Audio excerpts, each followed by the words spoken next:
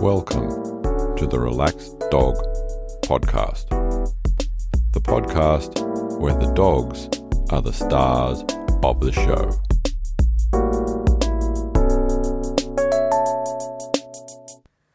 Welcome to the Relaxed Dog Podcast, sponsored by the Relaxed Dog. Thank you for listening. I am your host, Robert Ober, and I hope that you and your dog are well. This week's guest is a young Aussie guy who didn't let his dog get in the way of his dreams of adventure and travel. He just simply took her with him. I am very happy to have had some time to speak with Mark, and he's going to tell us all about his best friend, Mya. But first, in some doggy news. In the US, Buddy, the German Shepherd from New York, after being diagnosed with coronavirus 6 weeks ago, has unfortunately passed away. He also had some issues with cancer, and they're not exactly sure if it was just the COVID-19. And still in the States, in Belize County in Michigan, Roxy, a 1-year-old golden doodle, was out with her family on the family boat or yacht. They got into some rough seas and she was washed overboard. So the distraught family searched for her for hours, got back to shore. They were about 2 miles away from the shore.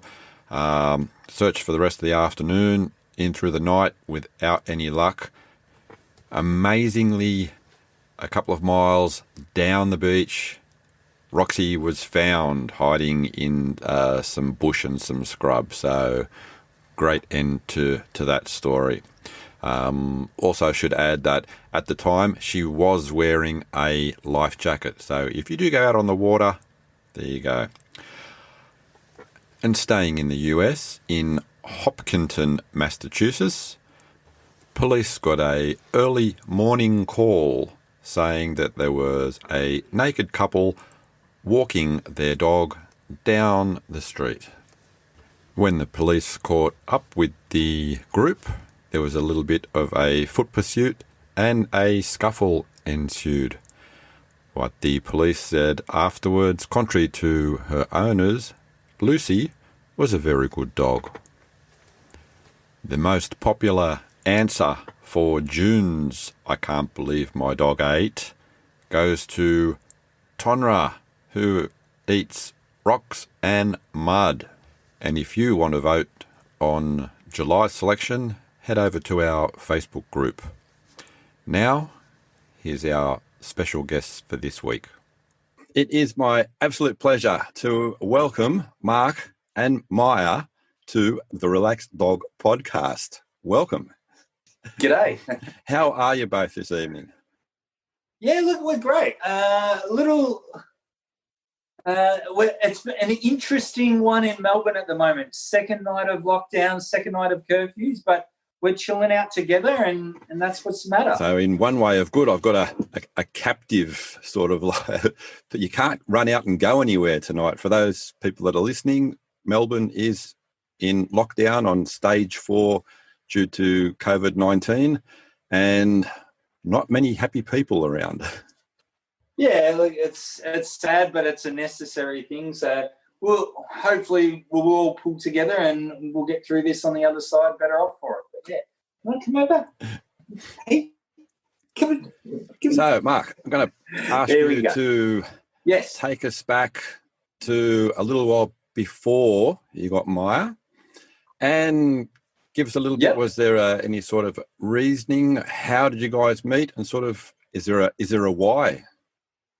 No, there isn't really.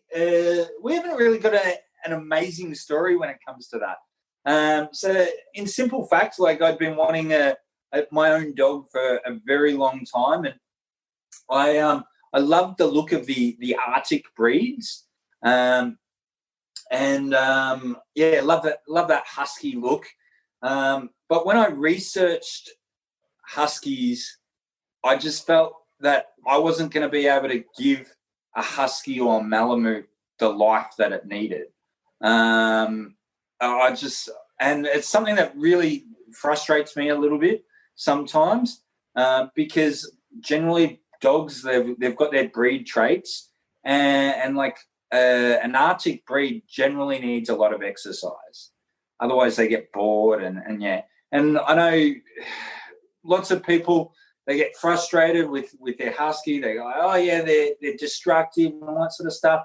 Yeah, well, what do you do with it all day? Oh, well, I go to work, I leave it for like 10, 12 hours a day, and then they wonder why it's barking and all that sort of stuff. And yeah, so when I did some research about the huskies, as much as they're a beautiful dog, I was like, a husky just isn't going to fit into my lifestyle. I'm not going to be able to give it the home that it needs. So I kept looking, and then I came across the white shepherds, or the white Swiss shepherds, and they're not quite as active as a husky, but they're still a larger dog, still very intelligent, very loyal, very protective of their families, and able to get out and about doing lots of fun outdoorsy things, but just not quite needing as much exercise. And she just seemed like the perfect fit. And I'll be honest, I jumped online looking for different breeders and places where I could find a white shepherd, and I was just really lucky that there was one just down the road from me, and he was having a litter of pups. And I met her when she was 5 weeks old. Started catching up with her every week until I was able to pick her up when she was 8 weeks old, and we've been together ever since. And the breeder that I got her from has been absolutely amazing as well. He's very big in staying in touch, so we've been able to catch up and hang out with her mum and her brothers and sisters and all that sort of stuff. And he's very passionate about the breed and supportive, and so it's been really good, and to be brought into that community as well. So who picked who? I think she picked me. She came waddling over at 5 weeks old and flopped onto her back and went rub my belly, and that was kind of it. And she still loves her belly rubs. So when you brought Mya home, she's the only dog in the place, or the only pet that you had there? Yes, she was. I actually thought I'd killed her, like straight away. We get home and we had like this set of 5 steps. It was a split level house, and I was like, all right, well, she's going to have to learn to get up and down them sooner rather than later. So I managed to teach her to go up them really quick, and then she decided she was going to take a huge leap off the top step and went headfirst into the bottom step. And I was like, oh my God, I've killed my dog. No. She's going to have brain damage. But she turned out pretty well, so we're lucky. How was the initial puppy training? Look, it was relatively good. We definitely had some moments. So first night there was some, and it actually shows how much like I've changed with my mentality as well. So growing up, I had a family dog, or we had a family dog, and he slept outside. And I thought, look, I'm not going to do that to my dog, but she can sleep in the laundry. So the first night she slept in the laundry, there was a little bit of whimpering. Second night, there was a lot more whimpering and some howling and, some noises that I had no idea that a puppy could make. The third night, it was like World War III. And, like, I wasn't ignoring this little girl. Like, I love her and all that sort of stuff. I'd gone to the effort of getting a bed, putting a hot water bottle in the bed, sort of getting a stuffed dog in there so, like, she wasn't going to have this huge bed to herself, getting one of those old school analog alarm clocks with the tick, tick, tick, because it's meant to, like, be similar to a heartbeat. So we've gone to all this effort to make it comfortable for her. gone off and taped up cardboard all around the walls so that she couldn't claw and damage the walls. It was chaos. Like, she went crazy. And in the end, it was like 3 a.m. in the morning, and I was just like, I need to sleep. I need to be able to go to work tomorrow. She broke me. She broke my spirit. And I got her from the laundry, and we had this little wire crate, and I just put it next to the bed, and she came in. She just wanted to be next to me, and she literally settled straight away. And ever since then, she slept in my bedroom, and she's always nice and chilled and relaxed. But yeah, and like that really probably taught me a lot about her as well, because at that point in time, I realized she just wants to be with her people. She just wants to be with her family. Yep. And that's what's important to her. She doesn't care where we are or what we do. And I had a vet friend sort of tell me something very similar after that. And it's really shaped the life and the bond that we've had together. So you mentioned she stays in the bedroom. Does she stay in the bed or? No. So you do have a line there. Yeah, look, that evolved as well when we were traveling. Prior to us going overseas, she was never allowed up in the bed, and she was actually excellent about it. But then we stayed in a lot of hotel rooms when we were traveling, and some of the more basic hotel rooms are literally a bed, and you are struggling to even have space around that bed. So if I wanted to be able to have a bit of a cuddle or give her a pat, she needed to be able to come up. So that's when she started getting to break those rules, and we had to reevaluate them, which she doesn't mind. And now even these days, on a Saturday or Sunday morning, sort of, she'll get invited up for a bit of a cuddle, but she never sleeps in the bed. And we've got a nice little cool mat that's right next to my bed, and then she's got her own bed as well in the corner of the room.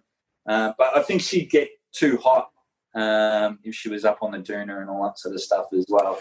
So as a puppy and a young dog, where was home and what was sort of around the home? Did you start going and outside and adventuring from a really young age, or what sort of age did you start doing that sort of stuff with her?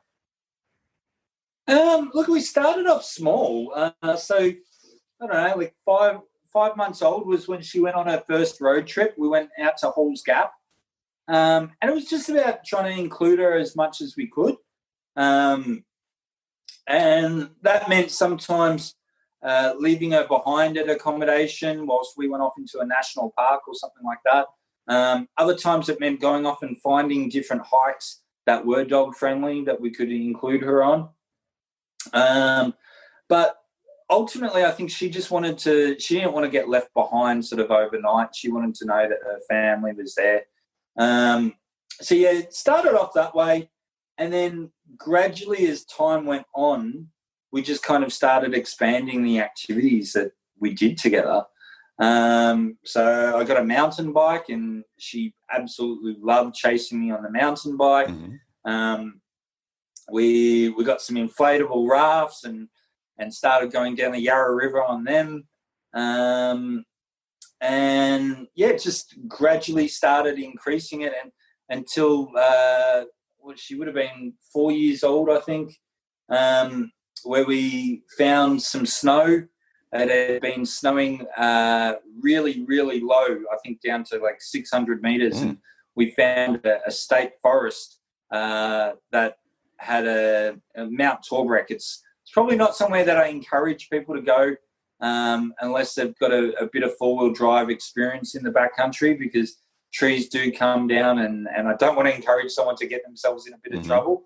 But there was a four-wheel drive track there that was covered in snow, and we managed to hike all the way to the top of that and snowboard back down together, and she absolutely loved that. And yeah, just including her as much as we could before we went overseas. Oh, nice. So just going back to the rafting, how did she go first off getting onto the inflatable and obviously she's really good in the water? No, look, in all honesty, she had a bad experience when she was a puppy. When she was about 3 months old, she fell in a bit of a river. She was looking over an embankment, and she fell headfirst in, and the embankment was quite steep. So she struggled to get out on her own. So she's always been a bit shy of the deep water ever since. Okay. So when we went paddling, she was okay in between my legs, but she wasn't 100% sure on it. And that was one of the big things, like when we've travelled overseas in North America. For me anyway, it's been really rewarding watching her grow, because initially she wasn't overly comfortable getting into a canoe, even on a lake. You could see she's like, oh, I don't know about this, sort of like it's rocking a little bit, and but with more and more time and more experiences of it and ensuring that they were positive experiences, her confidence grew. And you could see that she got more and more comfortable with it. And we started off on those flat lakes, and then moved on to slow moving water. And then ultimately in the end, ended up on some fast moving water. Some white water, and she definitely had her moments there. I'm not going to lie. There's times where she's had a big smile on her face going, yeah, I'm loving this. And there's other times she's looking at me and going, Mark, what on earth have you got me in for? So what about bath time when she was younger? She's always been pretty good in the bath. She's not overly a fan of the blower, like the dryer sort of on her face. But otherwise, like as far as baths go, she's pretty happy and content in there. I think she prefers after the bath going off and rolling in smelly things again. Yes, but can relate to that. But yeah, as far as baths go, she's pretty good. Yeah, that was actually it would have been, I think it was 2016. A lot of people ask us when we're going to go down to Tasmania, and I say, well, we've actually already been. We did a 2-week road trip down in Tasmania, and we stayed. I can't remember where it was. It was coastline. I'd have to look it up at some stage, but we were spending 2 nights there. It was like a 45-minute drive to the closest town. And we were setting up the tent. She's gone off down to the beach and she's rolled in something dead. It was like either a dead bird or dead fish or something. And she's come back and it's like half hanging off the side of her, and it just stunk like anything. It was absolutely terrible. She was so proud of herself. And we drove around. Like, we had to drive 45 minutes to this town, and we're like, you said, dog wash. And everyone's like, dog wash? No, there's no dog wash here, sort of thing. And, in the end, we end up finding a truck wash, and I'm having to put my hand over the hose because it's a high pressure wash to be able to break the pressure so that I can actually use it on her to wash her. And then, she still stunk after that. I had to buy some car air fresheners, and she was very, very proud of how bad she stunk. Oh, wow. I suppose the question, one of the questions that you get probably asked a lot is, so she's getting towards 4 years old, and I meant she's much older now. Just before your big trip to the States. Oh yes, yep. You want to tell us a little about what's going through your head, and then how that affects Mya and taking her over there? Yeah, so look, that's a little bit of a sad story. So it was my 30th birthday, and my family was away to celebrate. We were coming back from dinner, and my father had a heart attack. 1 minute he was there, and then the next minute he was gone. It was a huge shock for me. And he'd been planning a caravanning trip around Australia for about 15 years. And he was 63 years of age at the time. He was 2 years off retirement. He'd always said that when he retired, that's when he was going to do it, and he never got to do it. And it was like his final lesson to me, because for me, up until that point in time, I'd always been planning about the future. I'd always been like, oh, yeah, down the track I'll do this, and I'm saving and I'm investing and doing this and this and this. Everything was about the future. And what happened with him highlighted to me that it's great to plan for the future, but you got to live for today as well, because you never know when you're not going to get that. So I'd been wanting to travel to Canada since I was 16 years old. I used to play hockey, and I'd always wanted to go skating on a frozen lake. So I was like, well, I've got to do this. I've got to make this happen. And the problem was I had Mya, and I was like, I can't leave her behind. I'd feel terrible sort of leaving her for that period of time. And I'd chosen to get her and bring her into my family as well. So she was my responsibility. So I looked into it, and sure enough, like, you can actually take a dog overseas. I didn't realize it was possible. And it's actually not that difficult, in all honesty. So we jumped on Google and we did some research, and we found a company called Jet Pets. And they explained to us everything that was involved. And then 6 months later, we were on a plane flying over to Canada. And how did she cope with the flight and afterwards? Yeah, so we at that point in time, Air Canada, they weren't doing direct flights from Melbourne. They were doing direct flights to Canada from Sydney. So and now they actually do direct flights from Melbourne, Sydney, and Brisbane. So it's actually really convenient if you're going to head over there now. But when we flew, we did a short flight from Melbourne to Sydney. And I'm not going to lie, when I saw her in Sydney, she's pissed off with me. She didn't know what was going on. And although I'd spent a lot of time making sure that she felt really, really comfortable in that crate, we did 3 months worth of crate training with that particular airline crate. Leading up to it. I threw an old flannel shirt in there and a whole heap of other little things to make her feel safe and secure in that crate. She didn't know what was going on. And so she was pretty peeved with me at that point in time. And we got through that after about 15 minutes in the park, throwing the ball. But, yeah, she wasn't too happy on that point.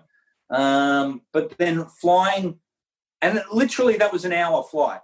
And then flying from Melbourne, from Sydney to Vancouver, she was good as gold.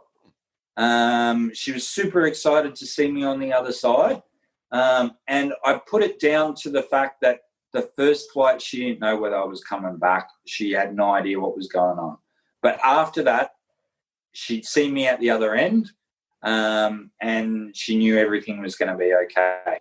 So I'm really glad that we were actually able to break up that flight, because it meant that she wasn't stressing for that whole period of time.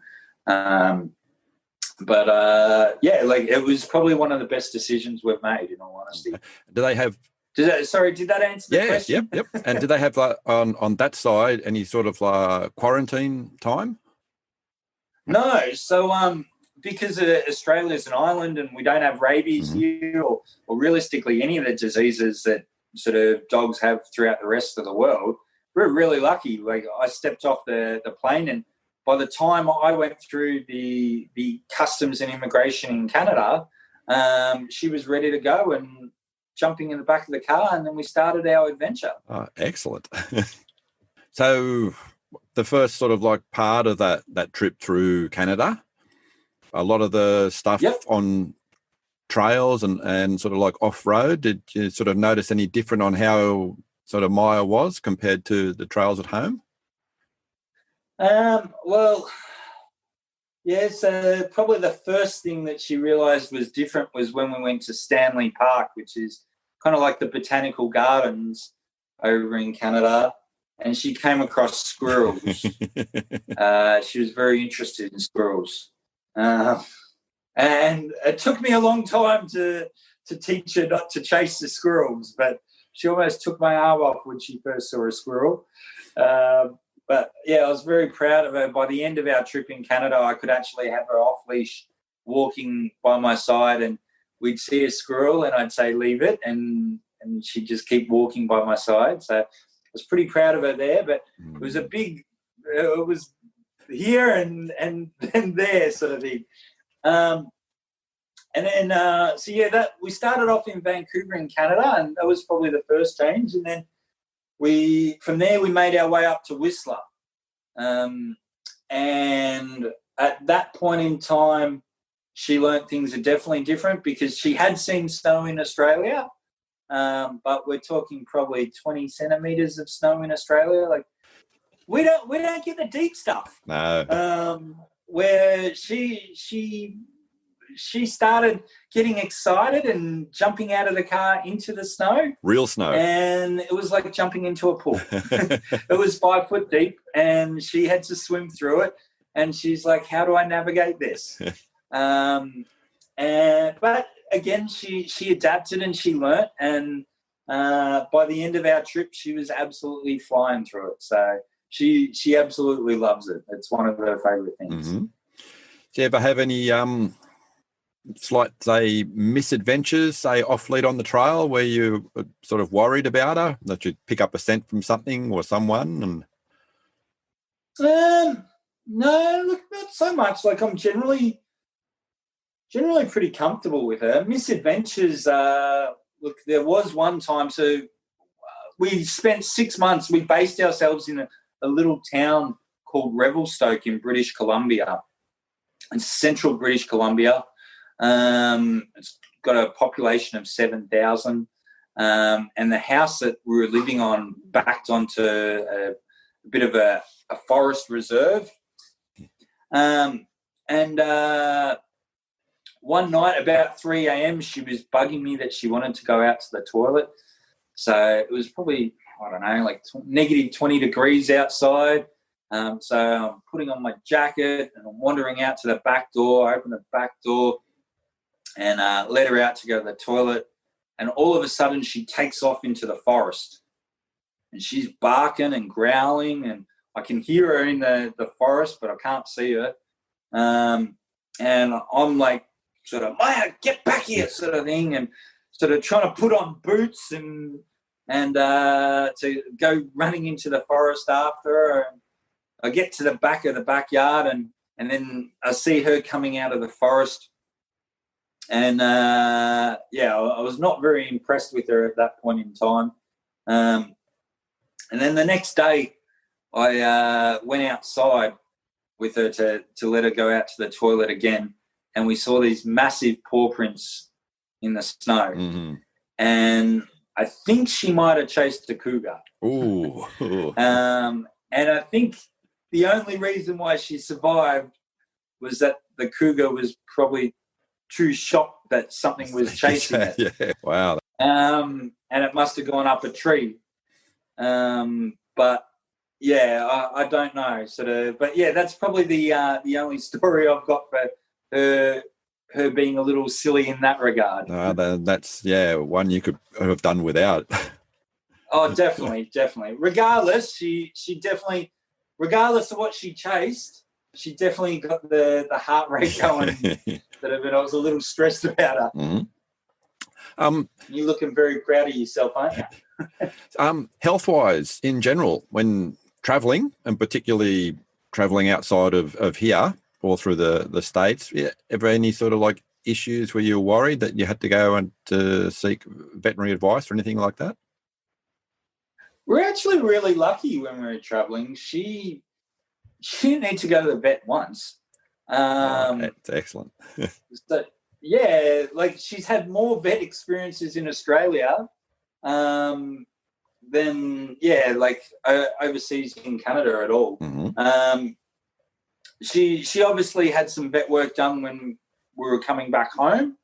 There's a bit of a process, and you need to do some stuff for customs and quarantine. Mm-hmm. But yeah, she's all been fine, and we're really lucky in that regard. Oh, that's excellent. What about food and her diet? Does that vary a lot? Yeah, definitely. So before we went overseas, she'd become really, really sick, and she had diarrhea, wasn't eating, like a really upset tummy, and the vet actually recommended that we go on Prime 100, and we put her on some chicken and rice. It's a cooked roll, a single protein diet, and that really helped her out. It's very high quality food. They say it's a human grade food. Mm-hmm. It actually smells pretty good, I'll be honest. When I'm cutting it up, it makes me a bit hungry. But yeah, so she was definitely getting a premium diet over here. When we went to Canada, we wanted to keep it similar. Mm-hmm. So we were feeding her a couple of different things. But sadly, the quality of food over there, even though we were feeding her a premium quality of food, I would say it's still nothing compared to the quality of food that we get over here. Mm-hmm. So yeah, she definitely had a lot more waste when we were traveling around, and that's one of the things coming back and putting her back on that diet has been really nice to be able to see just how much she's actually taking in as nutrients and all that sort of stuff. So yeah, it was a little bit of a challenge, but we were really lucky sort of reaching out to different online communities over there and trying to find out what options were available. Mm-hmm. And getting those recommendations. But yeah, it was a little bit of a challenge. In the times where you're doing through the different communities there, I'm guessing she got a lot of invites for play dates and things like that with other dogs. She did. We met a lot of nice dogs and a lot of lovely people as well, and that was probably one of the best things about traveling around and sharing things on social media as well, was the people that we got to meet. Mm-hmm. And we found out about a lot of things that we probably would have never found out about had we not been out going off and meeting those people.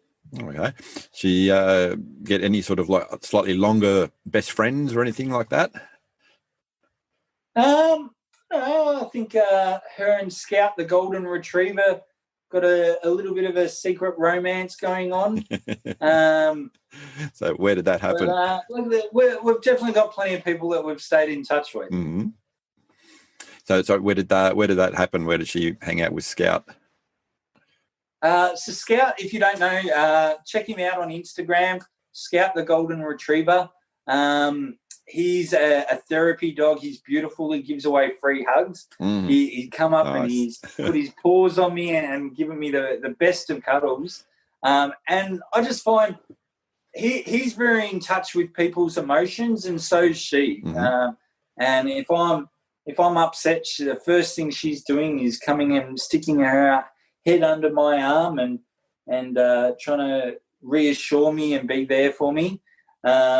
And Scout's exactly the same. He just wants to be there and look after people, and it's amazing how therapeutic and caring they are. Oh, absolutely. So has Mya got any favourite games? She absolutely loves playing fetch and a frisbee. So throwing the ball or throwing the frisbee, they're probably her two favourite things. Mm-hmm. When we're in the snow, throwing snowballs. And it's crazy because she's been going the snow she's 8 years old now. She's been going the snow for at least 6 years. Doesn't matter how many times I throw a snowball and it splatters all over the ground, she still goes digging looking for it. Did you ever get to catch any? No, actually, she has. She's definitely caught a couple in her mouth. Yeah. Oh, nice. Ever had any issues with her paws through the time that you guys were sort of like traveling around the place? So no, especially a lot of off-road and on-road, I suppose, walking. Yeah, look, we haven't really had dramas with them.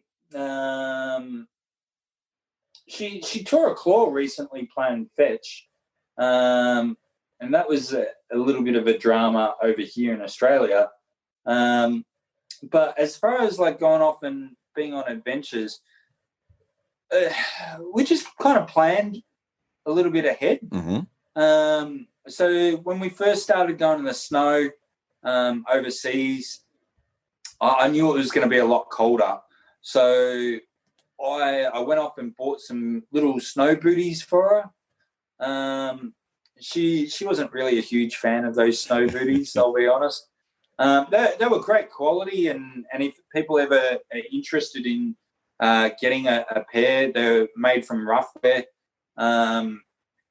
But I don't, for a dog like her, they don't actually really need them. And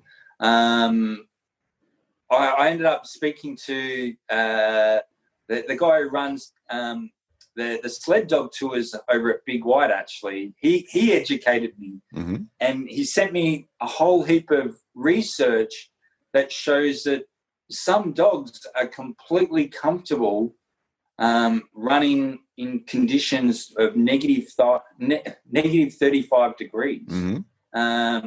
And look, she got down to negative 40, and she had absolute no issues whatsoever. Oh, good. So the first winter that we had over there, she occasionally had the booties on, probably more so than the second. The second winter we just used Mush's wax. Yep. Which we put on her paws to protect them from drying out and cracking. Yeah. Nice. And yeah, we'd try and trim the fur in between her paws as well, her paw pads, mm-hmm. because quite often the snow would build up, and that'll get quite difficult, uncomfortable for her. So if you keep that the fur there sort of trimmed so it doesn't actually allow for the snowball to build. Yep. Yeah, that was really helpful for her. And then the other big one was the polar opposite, was heading to places like Las Vegas and the Grand Canyon, and mm-hmm. Preempted my next question. Really those What's that? You've preempted my next question. I was going to say, how did you go down the opposite? Because I know you went down into Mexico as well, didn't you? Yeah, we did. Mexico, amazingly enough, like where we were, wasn't that hot. Like it was warm, mm-hmm. but I think it was mid to high 20s.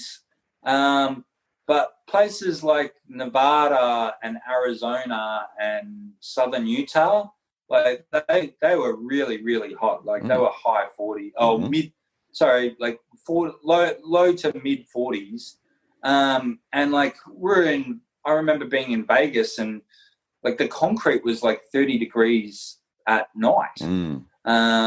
So I remember one time we went on a hike in Yosemite National Park, and this person had a staffy, and the poor staffy was limping everywhere because it had scorched all its paws. And burnt all the paw pads. And she was completely fine because we had these little Gore-Tex hiking boots for her. And although she hated the snow ones because I think they went up higher, she didn't mind the summer ones that we had, and I still have them now. Mm-hmm. And they were really a lifesaver for her because it just meant that she could go anywhere with us. With any temperature, and I didn't have to worry about her burning those paw pads. I was going to say there wouldn't be too many dogs that have it like an 80 degree, like plus 40 to minus 40 experience. Yeah, it's quite interesting over there. But in saying that as well, like North America, they definitely experience that, and the dogs are quite adaptable. Mm-hmm. It's amazing how much evolution has actually set them up to be able to live and cope and thrive in these conditions. And which end of the spectrum do you think Mya prefers? She definitely prefers the cold. She definitely prefers that. She when it's super hot, she's glad to be with us and all that sort of stuff. But she's not quite as energetic as what she is. And I still remember that day where it was negative 40 degrees, and I'm letting her out to go to the toilet, and I'm just like, Mya, like, seriously, hurry up. And she's just rolling around in the snow, and I'm feeling the icy cold air go into my lungs every time I breathe in. She's just rolling around playing in it. Nice. So I'm guessing life back in Melbourne is fairly sedate compared to the travelling that you did. Do you think Mya's sort of longing to still go somewhere now, or because she's a little bit older, she's a little bit more happier to just chill out with you and relax a bit more? Look, yeah, I think she's still pretty chilled. And I actually noticed that when we were traveling over there, that she was so chilled, and people were like, how is your dog so calm? She's actually probably a little bit more excitable these days back in Melbourne, because over there she was included in pretty much everything. Mm-hmm. So nothing was exciting. Walking through a shopping centre, walking through a hotel, going off to the beach, going through parks and all that sort of stuff. She was doing it on a daily basis. So it wasn't like, oh my God, like I've got all this stimulation and I need to be super excited now. Because she was getting exposed to it on such a regular basis, it was just normal for her. We're coming back to Melbourne, and we are still planning trips and trying to get them to happen, but sadly COVID is working against us at this point in time. But in the meantime, when it means that we can go for a walk or a hike, she definitely gets that little bit more excitable, because it's like, oh my God, we're doing something crazy today, sort of. Where, previously that was on a daily basis, where now we're sort of in that holding pattern, waiting for that next adventure. But yeah. A question I ask everyone is to complete this sentence. I can't believe my dog ate her own poop. Oh, her own poop. Now, okay, that's a slight twist on it. I've had that quite a few times, but I think that's the first. In all honesty, I'm quite lucky. She doesn't do that. That's my mother's dog. I can't believe my dog ate. Oh, you've stumped me here. Now she's looking at you. Yeah. What have you eaten that you shouldn't have eaten? You don't really eat stuff that you shouldn't eat. It's more rolling and smelly, disgusting stuff. Well, that's actually a good thing that she hasn't eaten anything that she's not supposed to have eaten. Yeah, she's definitely good in that regard. Actually, the one time that she's been naughty, and I trust her with steaks and everything, but there was one time I had a fillet of salmon on my plate, and I left the plate in the lounge room, and I was about to eat it, and I went off and grabbed myself a drink, and I came back, and I can't believe she ate the salmon. Oh, she has good taste. Yes, yeah. You look it away, sort of, no, that wasn't me. But no, it was definitely you. A preference for any type of treats? She's definitely fussy. I'm not going to lie. She's lived a good life. So she's got two favourite types of treats at the moment. So the first one are her greenies. Mm-hmm. she really loves the toothbrushes. And then the second ones are the Prime 100 little dried treats, and they're available in Petstock and Coles.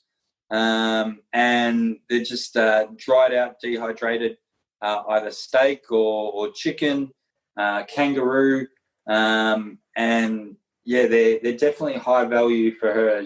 Her mouth just waters when she's sniffing them, and yeah, it was actually really embarrassing. We'd turn up to a pet shop over in America, and they go, "Oh, can we give your dog a treat?" I'd be like, "Oh, yeah, sure." And they pull out like this milk bone, and she'd sniff at it, and then she'd just walk away. And I'm like, "I'm sorry, she's at the good stuff." Nice. And deservedly so. She's too fussy. Yeah. She's a little bit of a princess sometimes. Mm. So I suppose, do you brush your teeth apart from the greenies? Do I brush her teeth? No, I don't. Something we might do going further on down the track. I'll be honest, last year was the first time we actually got her teeth cleaned. They were starting to get a little yellow, a bit of tartar building up. And I was speaking to our vet, and she said, "Oh, look, if you're interested, we're doing a special on cleaning dogs' teeth." And she explained to me what was involved and why it's beneficial. And she was saying, "Look, we generally recommend to do it annually, and depending on the dog, because obviously there's certain dogs who've got different conditions that it's probably not a good idea to do it annually with." Yeah, so we did it, and I was actually really lucky. They allowed me to sit in on the procedure, mm-hmm. And they were explaining to me everything that they were doing and showing me the difference as they were cleaning it. And I was like, whoa, like, yeah, I had no idea how much it had actually built up, the tartar, over that period of time. But we're really lucky. Like, she's got pretty good teeth at this point in time, and we just keep giving her dental treats and bones and looking after them. But, yeah, down the track, we definitely might look at doing that. I don't know how she'll go. No, excellent. I'd like to thank you both very, very much for taking the time out and having a chat. You're welcome. Thanks for including it. I know you guys have got a special sort of thing coming up where you're going on the big screen. Do you want to give a shout out for that? Yeah, so if you're interested in learning a little bit more about mine and Mya's story, you can check out the Top Dog Film Festival.